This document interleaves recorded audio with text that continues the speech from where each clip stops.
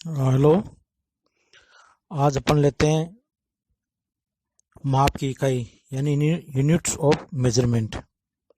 किसी भी प्रकार का कार्य हो उसके लिए सर्वप्रथम माप का होना अति आवश्यक है।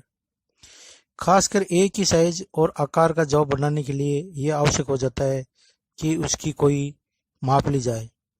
हम यूं कह सकते हैं कि माप पर कारखाने का सारा काम ही निर्भर है। इंजीनियरिंग यानी यांत्रिकी में माप की दो प्रणालियां प्रचलित है। फर्स्ट है ब्रिटिश प्रणाली या फुट पाउंड एंड सेकंड, और शॉर्ट में कहते हैं एफपीएस सिस्टम। और सेकंड है मेट्रिक प्रणाली, मेट्रिक सिस्टम या CGS, centimetre gram and second.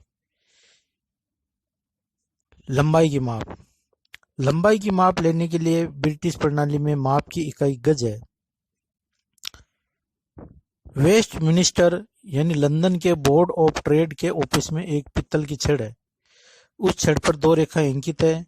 उन्हीं रेखाओं की आपसी दूरी को एक गज माना गया है। कार्य की सुविधा के लिए गज को निम्नलिखित विभागों में बांटा गया है। एक गज बराबर 3 फुट और 1 फुट बराबर 12 इंच। और 1 इंच की अगर अपन 8 भाग करते हैं तो 8वां भाग एक सूत कहलाता है। और 1 इंच का अगर 64 हिस्से करते हैं अपन तो 64वें भाग को अपन चूल कहते हैं। मेट्रिक प्रणाली में माप की इकाई मीटर है। पेरिस नगर में एक प्लेटिनम धातु की छड़ सदा 4 डिग्री सेंटीग्रेड तापमान में रखी हुई है। 4 डिग्री सेंटीग्रेड तापमान पर छड़ की लंबाई को 1 मीटर माना गया है। कार्य की सुविधा के लिए मीटर के निम्नलिखित विभाग किए गए हैं।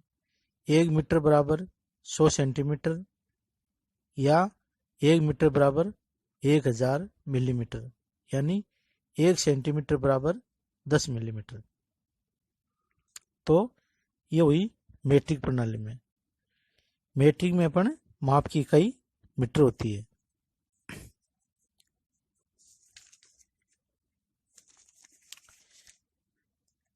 अब मैकेनिकल ड्राइंग में क्या है, माप अधिकांश फुट, इंच या मिलीमीटर में ही लिखी रहती है, लेकिन फुट, इंच या मिलीमीटर शब्दों में लिखा हुआ नहीं रहता है।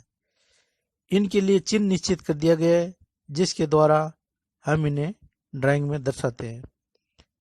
जैसे 5 फुट और 3 इंच लिखना हो तो उपयुक्त तरीके से नहीं लिखकर सिर्फ 5 फुट और ऊपर एक उल्टी कोमा, ये हो गया फुट, और 3 इंच के ऊपर 2 उल्टी कोमा यानी 2 ऊपर इन्वर्टेड कोमा लगा देंगे ना, तो ये इंच का निशान, ये सिंबल हो गया।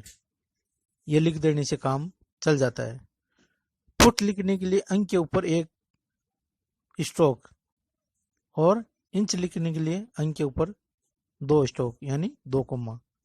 इसी तरह मिलीमीटर में मिलीमीटर नहीं लिखकर सिर्फ अंक के बाद mm लिखते हैं। गणित में भी इस उपयुक्त चिन्हों का इस्तेमाल करते हैं। अब है माप का तरीका। किसी जॉब या कार्य की लंबाई, मोटाई और चौड़ाई की माप 3 तरीकों से ली जाती है। एक होती है डायरेक्ट मेजरिंग। इसमें किसी जॉब की माप सीधे steel rule, micrometer, vernier caliper इत्यादि औजारों से ली जाती है। सेकंड हो गया अप्रत्यक्ष माप यानी इनडायरेक्ट मेजरमेंट। इसमें किसी जॉब की माप कैलिपर की सहायता से ली जाती है।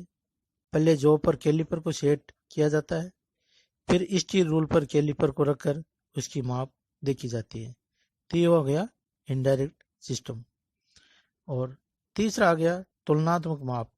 इसमें किसी जॉब की माप किसी मास्टर जॉब से तुलना करके मापी जाती है। तो ये अपने पास में माप के 3 सिस्टम हो गए। एक हो गया डायरेक्ट माप, एक इनडायरेक्ट माप, और तीसरा कंपैरेटिव मेजरमेंट। इस प्रकार ये अपने को आज माप की इकाई के बारे में मैंने आपको बताया। तो माप बहुत इम्पोर्टेंट है, तो इसको आप लोग समझने की कोशिश करें। नेक्स्ट टॉपिक पे आपको और बताया जाएगा। Thank you.